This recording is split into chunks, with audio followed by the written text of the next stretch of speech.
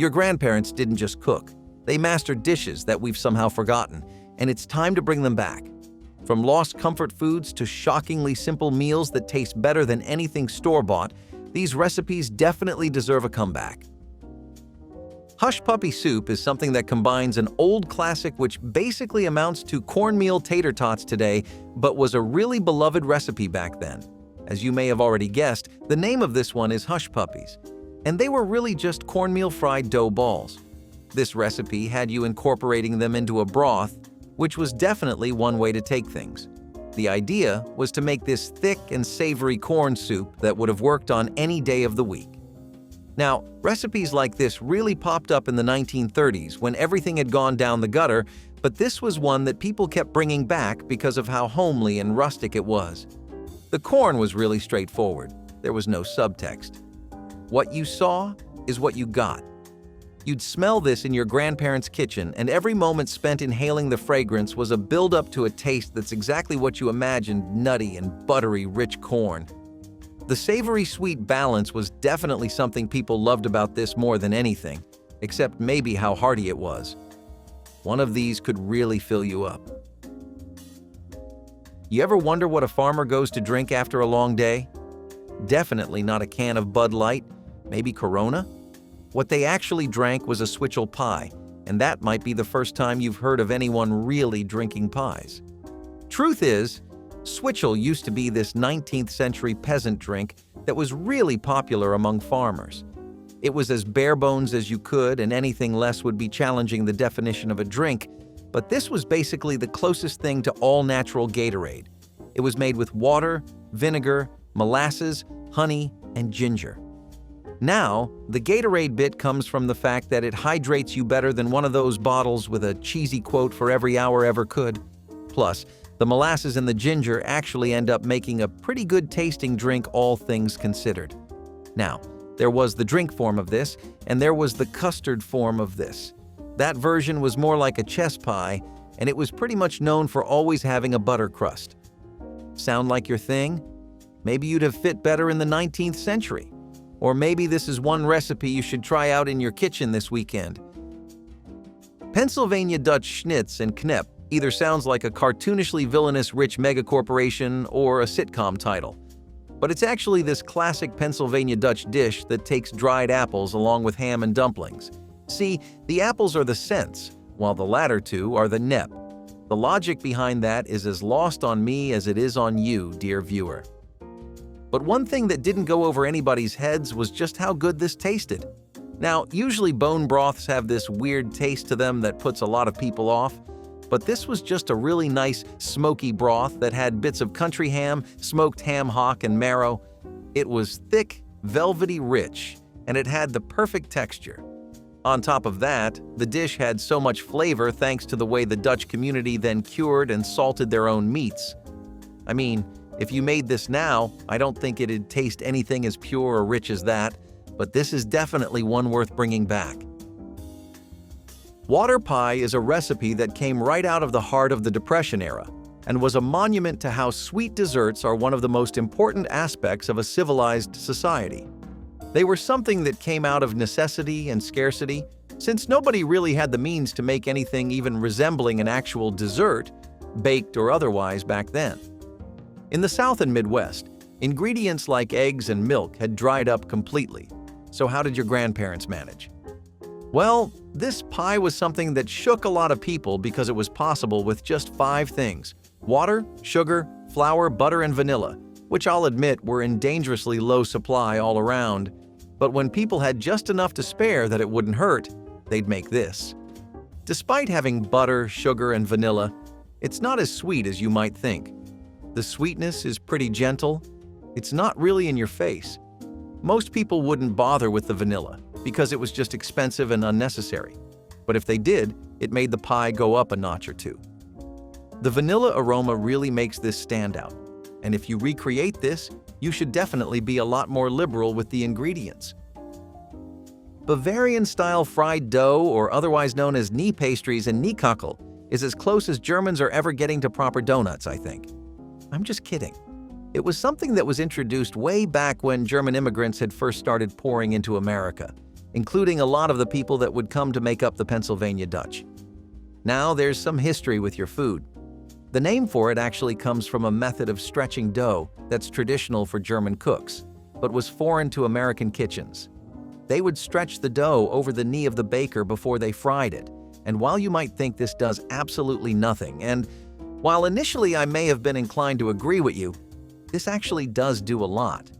It makes this very puffy center that has wonderfully crispy edges that really help support the dish. A crispy and pillowy texture helps because the warmth and richness of it feels all the more better thanks to that. The first bite usually breaks those edges apart, and that gives way to the beautiful center, so this dish is a delight for your senses as much as it is for your taste buds. What your grandparents probably did if they were into baking or lived around areas where the Pennsylvania Dutch were present was coat it with jam, which would really help give it a lot more depth and just make the dish more refreshing overall. Shrimp wiggy is a really obscure dish. It's actually a little bit mysterious if you think about it too.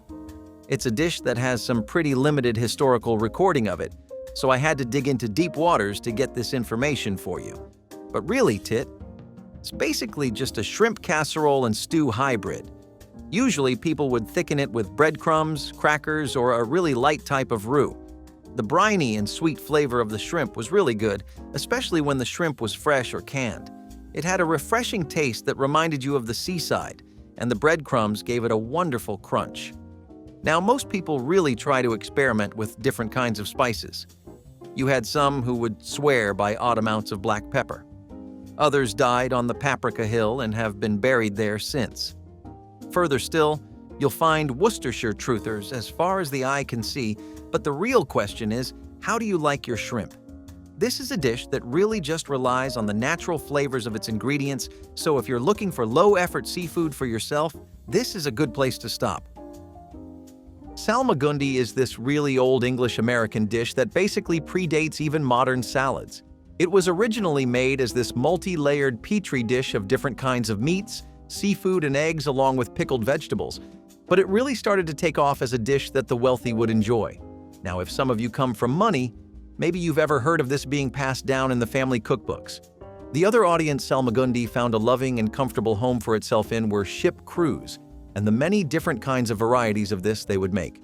Salmagundi's taste was something that was never ever set in stone. Basically, it's a lot like a hot pot, where gathering the ingredients for the dish, assembling it all, and preparing it is just as vital to the experience as eating it is. And just like hot pot, depending on what you pick for your Salmagundi, you could end up with anything from a herbaceous stew with nothing but parsley and tarragon taking over your mouth to a soft and creamy, slightly eggy oceanic stew. It was really a lot of things, but one thing Salmagundi never was: boring. This was a dish that had the potential to entertain you for years and years. Coca-Cola chicken might just sound like the dumbest and most out-of-pocket thing as far as food recommendations go, but this is my hear me out. Coca-Cola chicken started off as being this attempt at making quirky fusion food that had a nice little sweet and savory twist to it. You know, something for both worlds. It was something that started to gain an incredible amount of upward momentum in the American South, especially in Chinese-American home cooking, as they were already fans of sticky chicken in their rice-based dishes. The dish also involved a lot of simmering chicken, which was usually some that was also common in Chinese cuisine. The basic mix was just Coca-Cola, soy sauce, ketchup, and then some barbecue sauce all put together in a neat little pan until it made the most decadent and fizzy glaze you had ever seen. The Coca-Cola is supposed to reduce down, but while it does that, it creates a sweetness that's almost reminiscent of molasses. It's not really quite the same, but it has a lot of hints of vanilla and spice coming in. Despite what you might expect, this dish actually has a decent amount of umami to it as well, and a tang that makes you want to come back for more and more. Mock turtle soup is a soup that first made its way to American shores all the way from 18th century England, and while some people initially thought it should have stayed there, enough people warmed up to it. Well, at least enough for us to be able to say this was a common recipe among our grandparents. Now, turtle was never really something that was going to be popular with the American people right from the get-go, but it was in the deepest pits of the Depression that people found the room in their heart to put aside their mortal differences and finally focus on the real problem: hunger. Not borrowing from our European rivals. No, hunger. And this was a dish that did a phenomenal job of keeping that at bay. It had an incredibly deep and beefy richness to it because the base of the turtle soup was just a lot of broth, right? Broth that had been stewing in collagen for quite a while, absorbing all the flavors from the meat. It was a deeply comforting experience according to some old recipes and references, but I'm still not sure about trying it today. Red flannel hash is a really rustic dish that comes from some of the best and most familiar ingredients known to Americans. You have yourself all the typical classics here, man. We got corned beef, potatoes, and beets, so take your pick. It's definitely giving Southern this time around. Now, this dish has a lot of savory notes going on because the hash is packed with umami while the briny depth from the corned beef really contrasts it and makes a complex flavor profile. The cured and intense beefy flavor is something that only gets accentuated by the use of mustard seed and peppercorn. Sorry, did this turn into a food analysis channel? This was basically just old-school comfort food, and it was the type of thing your grandparents would come back to or make for each other with a lot of life. The first bite is perfect for savory lovers, but it keeps having something for everyone as you go along. Frog pie is a really obscure dish that has a few regional variations to it. It was a dish you would most commonly find in rural American cookbooks, family notes passed down here and there, and other collections of recipes that managed to stay safe. Despite the name, though, and I know this might be a real kicker, the dish didn't actually involve any frogs. Well, at least not all the time. Sometimes people just made it with poultry or whatever kind of fish was laying around. Other people would swear by frog legs, especially in the Ozarks or Louisiana where a lot of frogs were abundant. Mild, sweet, and tender, frog meat was a different world unto its own for the average American Joe back then. Ask your grandpa if he's ever eaten frog legs during his time, because you might be surprised with the answer. Now, the pie actually had this really thick, creamy gravy as the base of it. It was really just made from broth or butter and milk, plus some flour, but it was a lot like how a chicken pot pie is. Then you had some shallots, thyme, parsley, and garlic for some aroma, and the rest just came from the frogs. Farm-raised frogs were a lot different from ones that had been caught in the wild, by the way. Pepper pot soup is a really nice soup. It has such strong ties to Philadelphia and the Caribbean cuisine that was once really popular there in the 20th century, and to be honest, still is. This was a recipe that was actually a favorite of the people during the Revolutionary War, and the reason for that was a little interesting bit of trivia. See, George Washington's troops, when they were stationed at Valley Forge, would famously eat a lot of pepper pot soup to the point where it became something of a local rumor. Now, the dish on its own has very little American roots, if any. It's a West African and Caribbean dish through and through. If I had to describe the experience of it in one way, it would be like constantly drinking liquid chili flakes, or like just drinking a much better version of instant ramen noodle broth. The thing is, each person's recipe was really unique to them. Overall, though, it was basically just a really complex dish that has a very distinctly peppery bite to it. It's never overwhelming, but it does linger in your mouth a lot. It's good that it's backed up by so many herbal spices to help keep that at bay, though, because otherwise I think it would get pretty old pretty fast. Yankees dripped cornbread was a northern-style cornbread that was known for how light and fluffy it was. This unique way of dripping milk or cream wasn't something people had always done, but when they got to it, they couldn't get enough of it. See, the idea was to drip milk into the batter. This is what actually helped to set it apart so strongly from typical Southern cornbread, which, believe it or not, is extremely dense. I mean, seriously, just a loaf of that thing could have you out of commission until dinner. Yankee-style cornbread is just a lot sweeter and softer, and the fact that it's typically always served with the most delicious syrup or butter doesn't help matters at all for its competitors. A soft and pillowy cornbread with little pockets of custard-like bites sounds like everyone's idea of a good time, and it honestly was. This was a dish that grandparents would abuse as much as they could because of how much the kids loved it, which is also why it got so popular. It's one of the most classic examples of less being more. Potato candy might sound like one of the most genuinely confusing things ever to you, but it's as real as it gets. Potato candy is a very nostalgic confection that originated somewhere in the Appalachia a very long time ago, but it got picked up by the Pennsylvania Dutch communities in the early parts of the 20th century. It was a Depression-era recipe that was just made with mashed potatoes instead of any other kinds of expensive ingredients. You had your nuts and butter, but that was it. Most of the famous versions of this dish just consist of sugary and soft potato-based dough that's been soaked in peanut butter. What does stand out about this dish is the unique pinwheel shape that it has, though. It works out surprisingly well for this dish because the potato itself actually doesn't have a lot of flavor once it gets mixed in with the powdered sugar. It has a starchy undertone, but that's mostly it. Your first most prominent tastes are going to be a strong splash of vanilla and a warm bakery-like fragrance created by the peanut butter, sugary dough, and the extract. It's about as hard as you would expect a potato candy to be, but it's also way better than you would give it credit. I don't know, I think I might make this one a regular in my kitchen. What about you? Turnip greens gravy is one of the most southern dishes you can ever have, specifically because it decides to double down on the savoriness as much as it possibly can. This is a dish that's also utilizing the liquor that forms at the bottom of the pot from the slow-cooked turnip greens. It forms the base for a really rich gravy, and it's one of the best things you can have if you're looking to branch out into Southern soul food and see what side of America has to offer. Most people would often just pour it over biscuits, grits, rice, and different kinds of cornbread, whereas others would basically just have all of that as an accompaniment to the dish. They would instead choose to prioritize things like the ham hocks, the smoked turkey, the bacon drippings, and the other super savory aspects of the dish. Despite all that, the other ingredients like the apple cider vinegar and sauces also added this acidic tang to it that really stuck around in the minds of a lot of people. It was one of those kinds of dishes where it was good going down as it was biting into it, you know? The aromatics would work, the texture was amazing, it all came together brilliantly. Nothing was amiss here. Salt rising bread is a pretty unique kind of bread.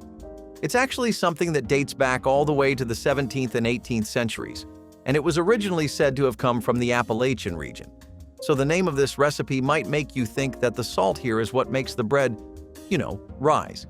It is not actually used as a leavening agent, but it refers to a technique that was popular back then. People used to leave bread on beds of heated salt so that they would be kept warm. Now, I'm not sure this was in our grandparents' time period. They're old, but not that old. Back to the bread, though. This is a really cheesy bread with an unusually dense crumb.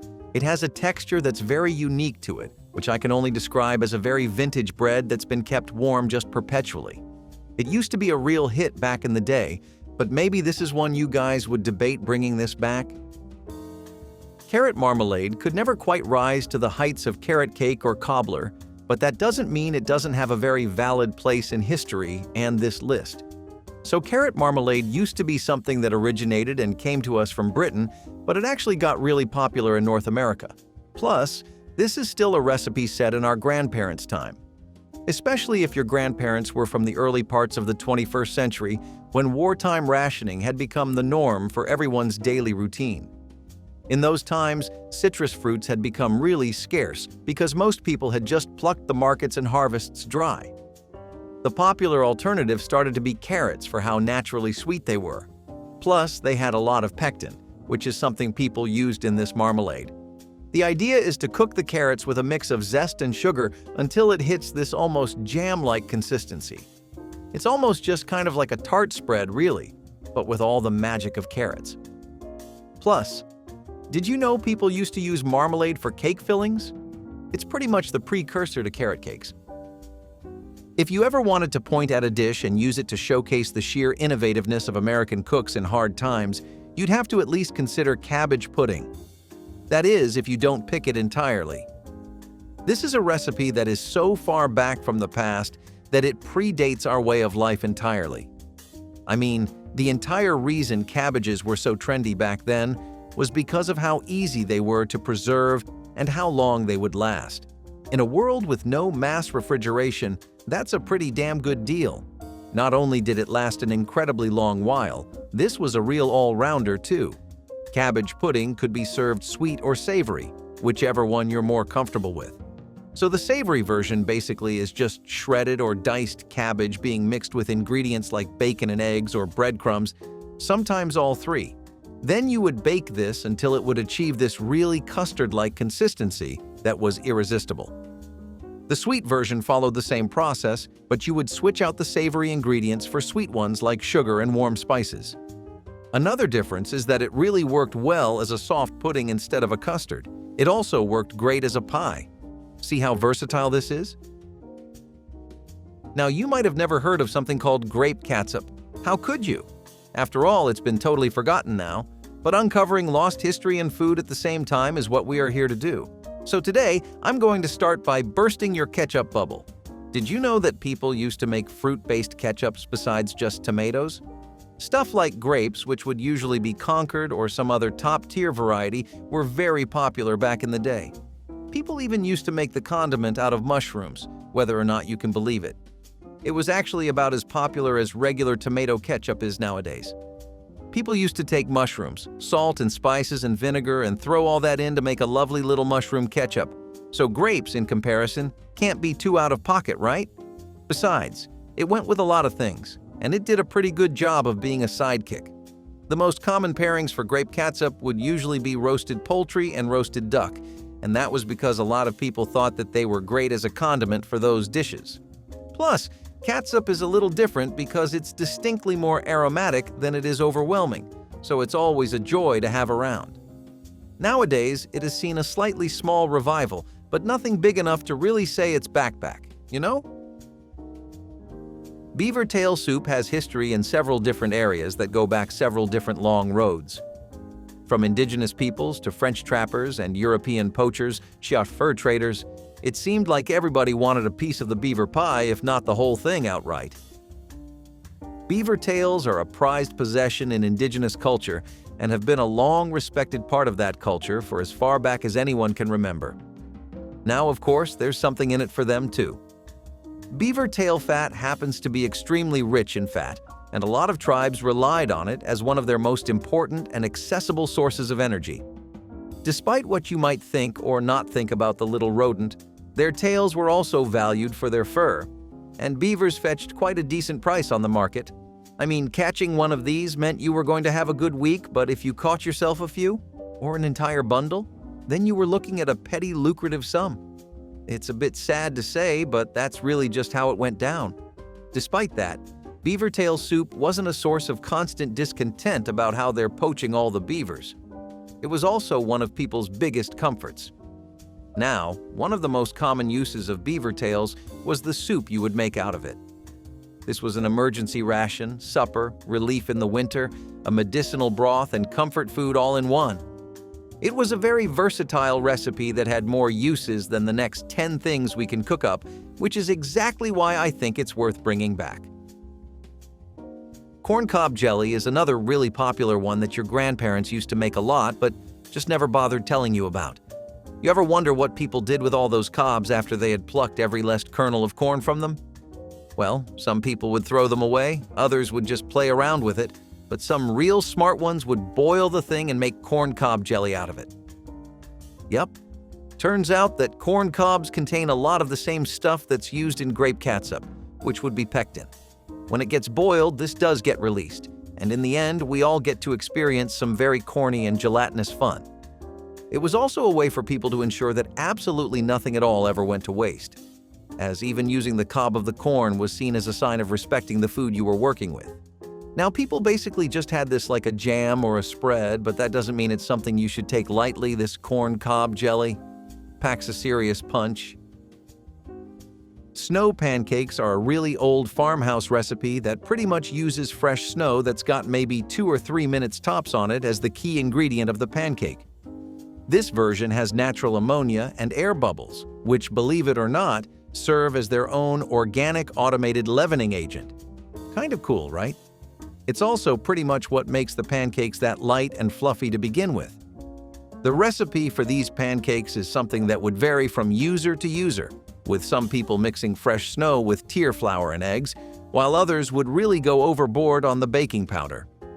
Snow packages were something that dominated throughout the 19th and early 20th centuries in lords of regions with heavy winter snowfall. New England and the upper Midwest would always get the shortest end of the stick as far as it came to just not having a healthy amount of snow, but this was at least a small little way to turn all that frost around you into something slightly decent. P+, these were really quick. The snow would make the pancake cook even faster. Boiled make cake is a really simple rich butter cake that incorporates exactly what the name says. The idea here is to chuck in all that scalded milk into the batter so that the boiling process can take the batter through some transformative phases. The milk's proteins start to change, and the cake gets this really tender crumb that's really heavy once you bite into it, but not too much on the way. Boiled cake is something that's old too, at least it's been around since the 19th century and was a common household name in at least the 20th century. Hey, that makes it older than my grandparents, which is definitely something. It was really on an upward momentum when American farm kitchens, because of how each ingredient was extremely simple, easy to source, and something you probably just had laying around anyway. Now, the cake itself was something that people went absolutely insane for in the 30s and 40s. The home baking trend was on the rise, and a lot of people were actually counting on recipes like these to help them save the costs of cooking. It was usually served plain or UST dusted with some sugar or maybe a glaze on top at the most, but the cake itself had really strong vanilla tastes. Dandelion jelly. You've probably heard of dandelion salad or something, but jelly? Well, this honey-like spread made from dandelion flowers is about to rock your world and show you the possibilities of this lovely little plant. Dandelions are truly a jack of all trades, and this one might be good enough to qualify for master status. It's got this delicate floral flavor to it, but it has these hints of honey and citrus, meaning that already off the bat, this is a very rare tasting jelly, not the kind you would typically expect at the store or at the bakery. Dandelions were something that had always had a very familiar place in American folk culture and cooking, especially by homesteaders who would live away from urban hubs in cities like New York and San Francisco. Making dandelion jelly was something that was always most commonly observed in the Appalachian regions, where a lot of people started to pass on the knowledge to the surrounding areas. It started to become something of a regional speciality, really. And despite what you may think, it was typically eaten exactly like a fruit preserve. While it's largely very much forgotten now, it does still enjoy a little bit of time in the sun lately as more and more people are remembering retro-style recipes, especially easy and light ones like this.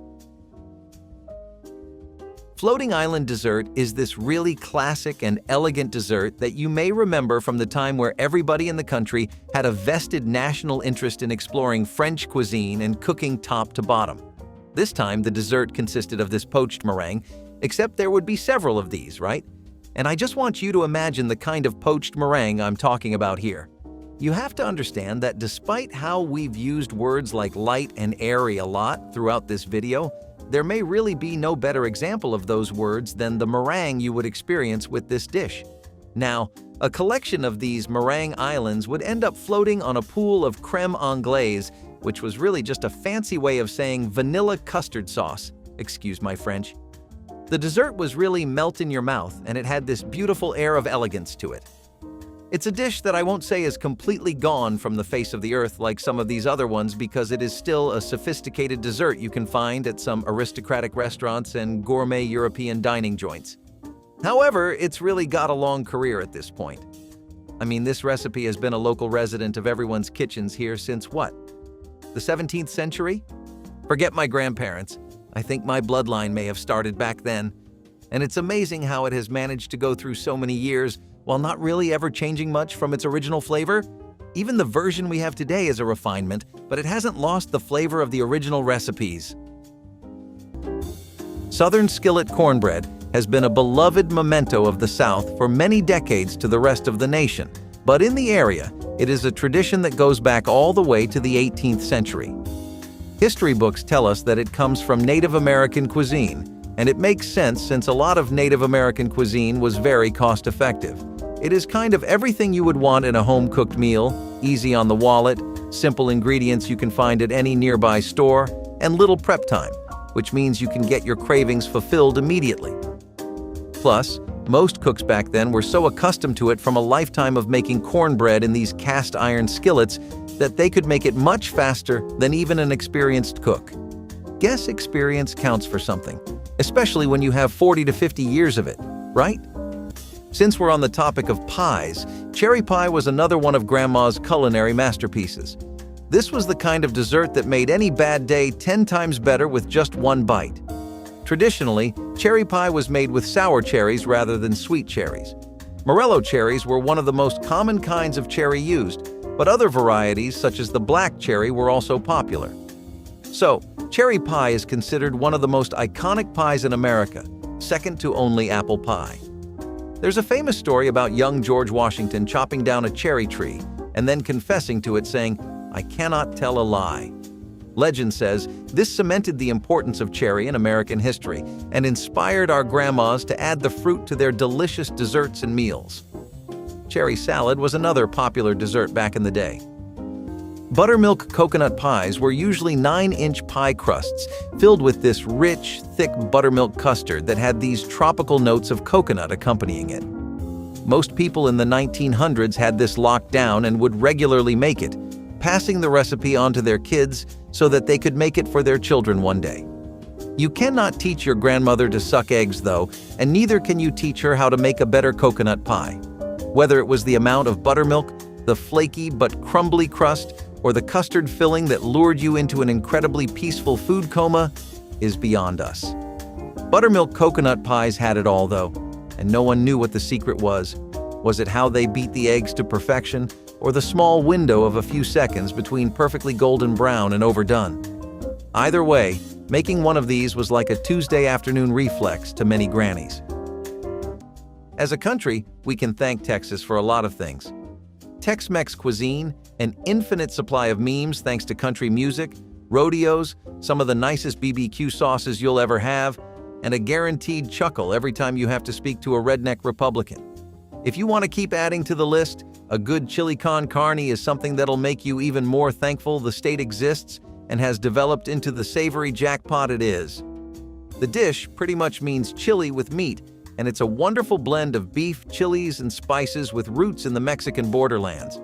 It's somewhat become a symbol of Texas cooking too, which is known for not being easy on your stomach at all. This dish is no different because it takes cubed beef, chili peppers, and beans, plus some canned tomatoes, and puts them in a slow cooker. The one-pot way of cooking it was kind of considered a massive game changer because, while yes, you could just leave it to cook now, it meant that you didn't have to stir the chili constantly. The thing with chili con carne is that unless you did that stirring, you really wouldn't get the same bang for your buck. Inexpensive, popular in chili parlors, and very good with a cold beer, it doesn't take rocket science to figure out how this dish has all the elements it needs to succeed in middle-class Texas. A lot of the recipes from the times of our parents come from the Depression and from when America was recovering from it, but things like baked ziti is what they would whip up when they had a bit of money in their pocket. Some cooked ziti, ricotta cheese, eggs, and spaghetti sauce meant for an incredibly easy and amazing pasta. If you had the Parmesan to spare, you could also sprinkle it on or add a melted layer as a topping. It did not take too long to make, and it tasted very different from regular pasta or spaghetti and meatballs, which was a recipe favored by moms more than grandmas. The real highlight of the dish is in the shape of the ziti, since they end up being these 25 to 30 centimeter tubes. When they turn into soft pasta, they become great for chewing and work really well with the cheese. Grandmas would always spice it up with some beef or duck here and there, though. You can't possibly have a conversation about forgotten grandma desserts and not bring up the infamous Blackberry cobbler. This one was a summer favorite when blackberries were in season and at their peak of flavor. So, cobblers have their roots in early American history. Pioneers who traveled across the country had to make do with what they had, and traditional pies were difficult to bake on the road. Instead, they would cover the fruit with a layer of biscuit dough or batter and cook it in a Dutch oven, creating what we now know as a cobbler. The blackberries didn't only give the cobbler some flavor, but also packed it with antioxidants. This dessert was particularly famous in southern states and was a staple at many southern family gatherings, church picnics, and barbecues. Speaking of the chefs of today, they have some pretty interesting differences when it comes to the modern take on a mincemeat pie. These days you see dried fruits and even rum and brandy being used in the dish along with various spices. No sign of meat anywhere, despite it literally being in the name. In the past, mutton or ground beef and raisins, nuts, pecans, seasonal dry fruits like these were all you needed to make an exceptionally lovely mincemeat pie. This pie has always been typically served at Christmas, but it took off so well in the South that many families would just have it as a weekly dinner too. Do you have any memories of a mincemeat pie from your childhood days? What kind of differences can you note between the pies of then and now? We sure see a lot of differences. On the other end of the spectrum, we have something brazenly American, with something with a lot of influences from spicy recipes popular in Mexican cooking.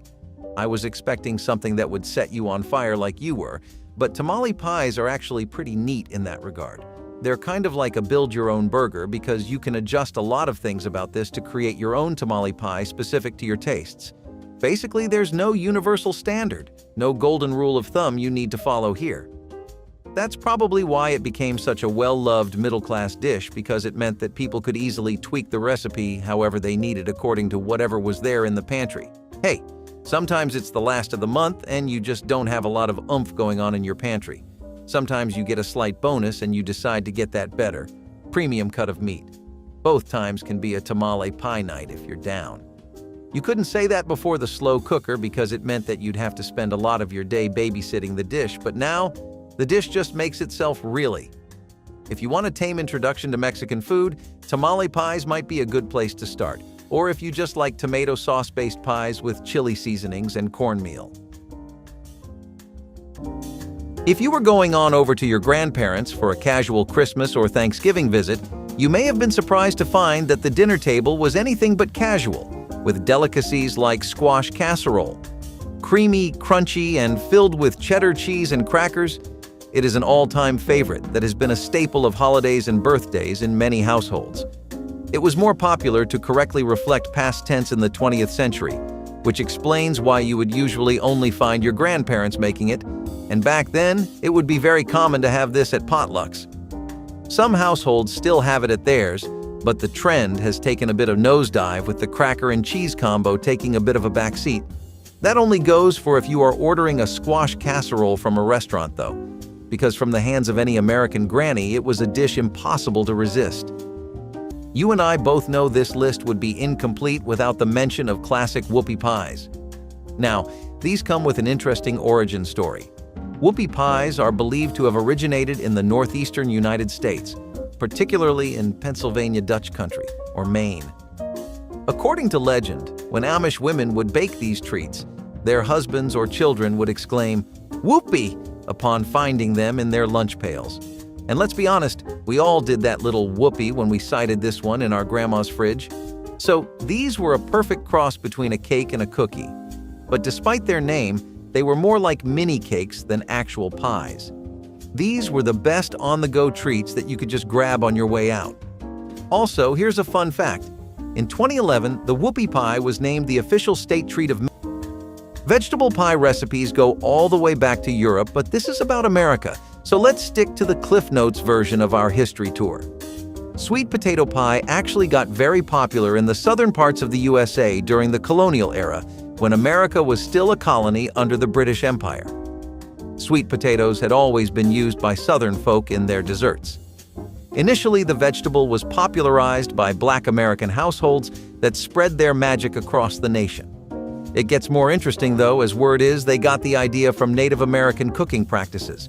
Basically, the rabbit hole of who made it first can go deep, but none of that matters when you consider how cost-effective and delicious this pie is. Potatoes in general were becoming the top most consumed vegetable, and to find a way to incorporate it into a dessert for the masses is cooking talent at its finest. As far as the chili craze goes, when America did go through phases of wanting spicier food, a lot of states besides Texas would go back to this southern classic. Some say this dish is also a Native American classic because if you go to the Southwest, you'll find remnants of old tribes, like the Pueblo, who still make variants of this dish. Theirs are even more traditional, with the recipes largely unchanged since pre-colonial European times. Chili con carne is a wonderful melting pot of indigenous, Mexican, and Spanish that takes full advantage of the different backgrounds that are present in American cooking. Let's go on over to Creole cuisine. Want to know a hot spot for that kind of cooking back in the 1970s? It was shrimp Creole, which had hints of several other styles of cooking. You could have something with French, Spanish, and African influences all in one bite. That's a pretty vast variety of flavors, so let's break down what shrimp Creole had out of all of that. You have your basics like bell peppers, onions, and celery, but it also had canned tomatoes for a no-fuss sauce that really soaked in all of the aromatics and gave the shrimp a pretty unique flair. You could make this dish for around $2.80 back then, because per lb of shrimp usually cost you around $1.50 or $2 back then. That's a pretty bare minimum price, but let's say you were cooking for a family of 4. You would have been good in like $10 or $15 maximum. The whole mix of onions, celery, and peppers was actually considered a trinity in Cajun and Creole cooking. Shrimp Creole also made a lot of use of thyme, parsley, okra, and garlic as well, so you could really mix and match and see what worked best for you. Not everyone liked the traditional versions of the dish, and I can't blame them because it's meant for people who grew up having a completely different palate than ours. All the same, this dish, which is traditionally served over rice, was considered one of the greatest hits of the cuisine. Cajun and Creole in general had found a pretty nice home for themselves in places like New Orleans and Louisiana. Restaurants like Antoine's and Tujag's in the 19th century were establishing a solid Creole cooking scene, and by the 20th century, cookbooks had already featured shrimp Creole as a solid dish you could rely on whenever you needed more seafood in your diet.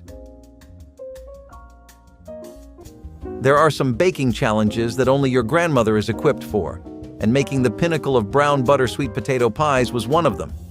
Seriously, even bakeries and fancy eateries have struggled to nail every aspect of a pie, but for most home chefs in the United States, it seems to be just another Tuesday with the oven. You take a flaky pie crust with a velvety potato filling that is usually topped off with whipped cream, but most older cooks preferred maple syrup as that was what they grew up with. Just a bit of dark brown sugar would elevate this dish into the perfect dessert, though it would often steal the show entirely on its own. The thing is built to make your mouth water, and we mean looks-wise too, since the brown and caramel hues of the pie just make it all the more enticing. Have you ever heard of this one before, and would you try it? Okay, so this next dessert's reputation speaks for itself. I'm talking about Snickerdoodle cookies. This bad boy was timeless. You could be 5 or you could be 45 and still enjoy the soft, chewy Snickerdoodles coated in cinnamon sugar, which gave them a sweet, slightly spicy flavor. And trust me, it was impossible to resist. Snickerdoodles are considered a classic American cookie, with a history that dates back to the late 1800s. 2 centuries later, they're still a fan favorite.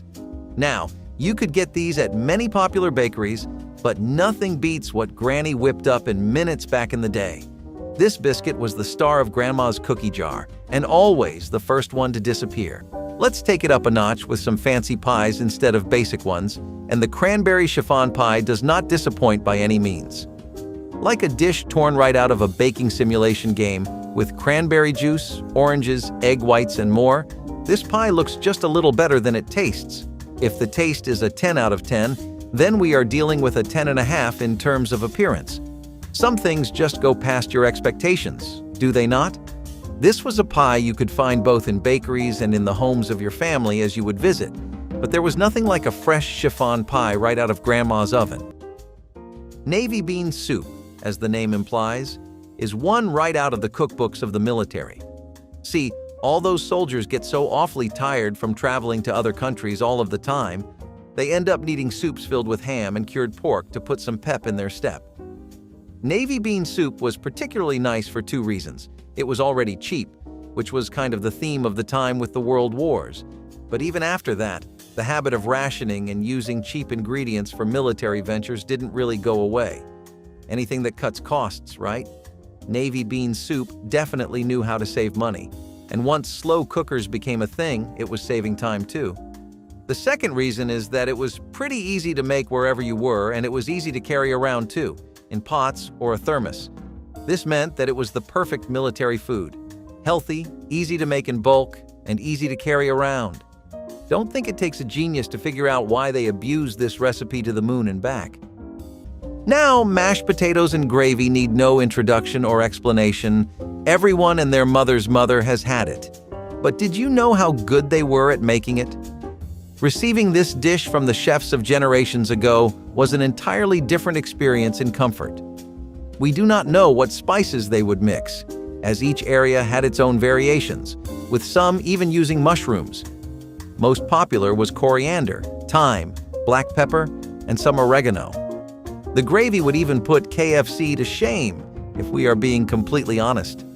You just did not feel like eating from the outside when you had such fine dining available at home, and it was the perfect thing to get you back up only our feet from an exhausting day. I think it's fair to say that apples were a crucial part of whipping up desserts back in the day. But hey, apple pie wasn't the only sweet treat we got out of this fruit. Remember Grandma's apple dumplings? These were made by wrapping a whole or sliced apple in dough and then baking it until golden brown. And Grandma's apple syrup topping was like cherry on top.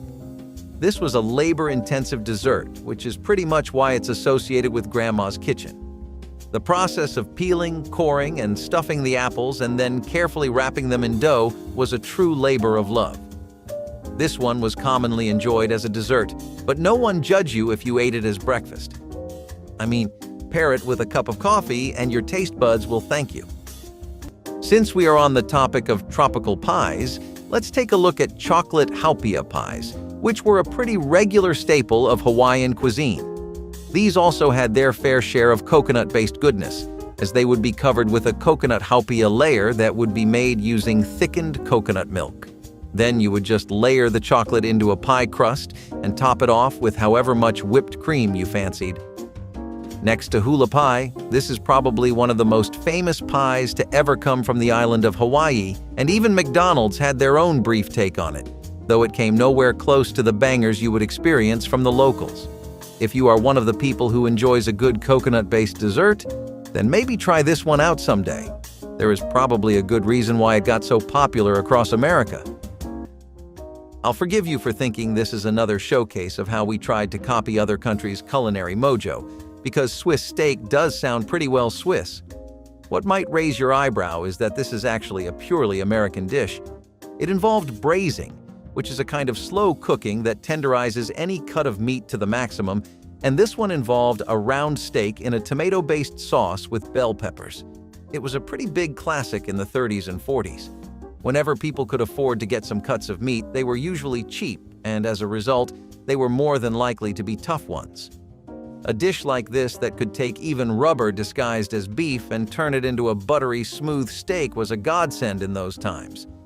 The fact that it didn't need a lot of work on the side to make it shine also meant that it was something the populace could really jibe with, and slow cooker meant that you could braise away without worry.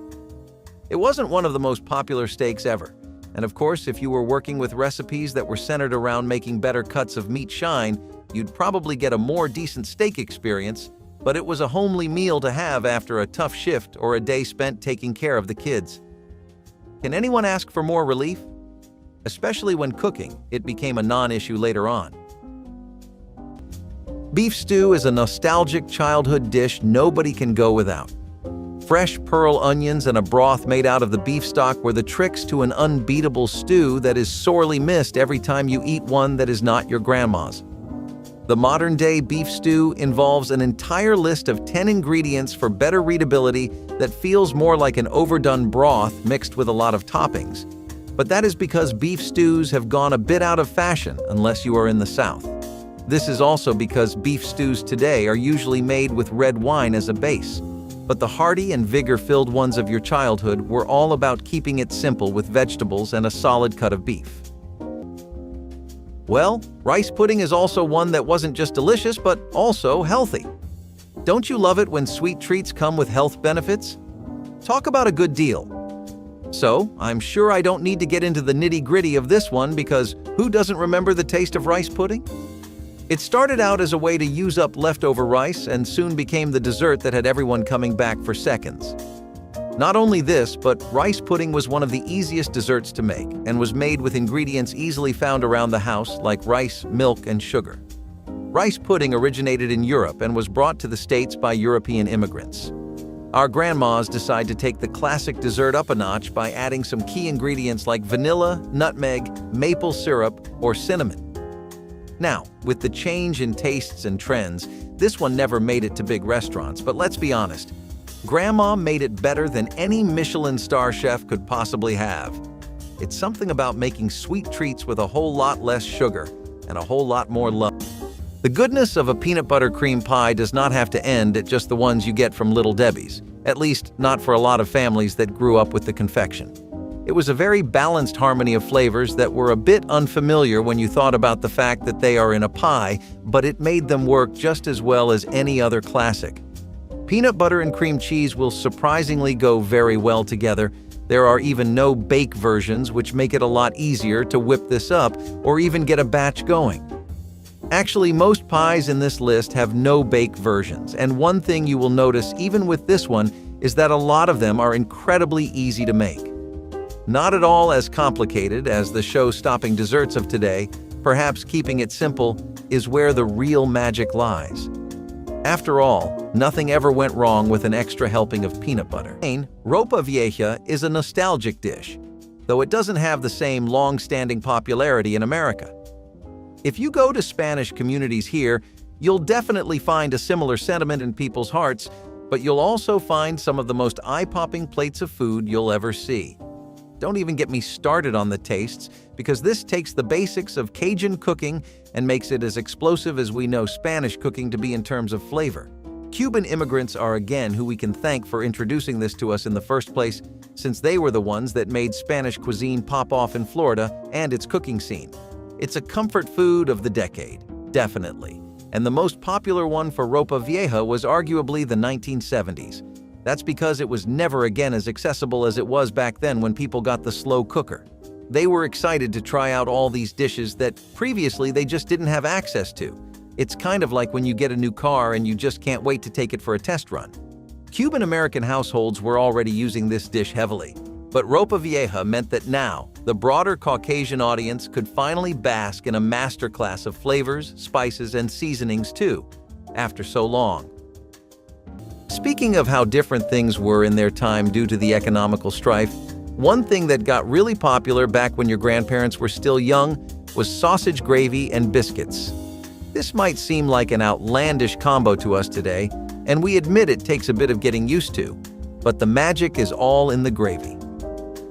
Biscuits and gravy are already something Americans have been pretty accustomed to eating, especially in the 20th century, but innovation is one of the finer points of the country, and culinary matters are no exception.